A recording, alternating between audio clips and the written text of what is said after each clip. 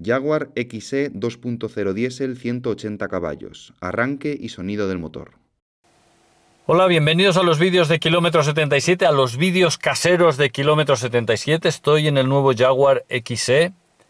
Hoy es 3 de mayo de 2015, el coche tiene 3.981 kilómetros, como ven en el cuadro de instrumentos, y estoy con el coche en el circuito de Los Arcos, en Navarra, y les voy a mostrar algunas cosillas que lleva el coche, por ejemplo, cómo suena el motor al arrancar y también algunos de los elementos de ayuda a la conducción.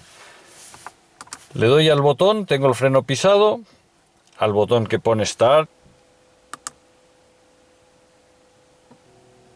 Al apretar el botón, sin pisar ni el freno ni el embrague, se enciende el cuadro de instrumentos y nos pide que para arrancar pisemos el embrague. Es el coche con caja de manual, piso el embrague, le vuelvo a dar el botón y escuchen porque este es el sonido del motor cuando arranca con el motor en caliente. Este es el ruido del coche al arrancar.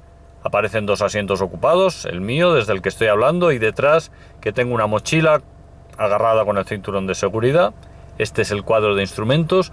No aparece reloj de temperatura del coche, no aparece ningún indicador más que el velocímetro y el cuenta revoluciones, y luego las funciones del menú que se regulan o que se gestionan desde el volante.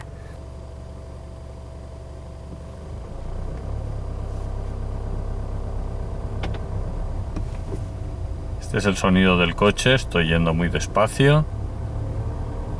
Aquí no hay indicación de velocidad porque dentro del circuito no hay ninguna señal de velocidad.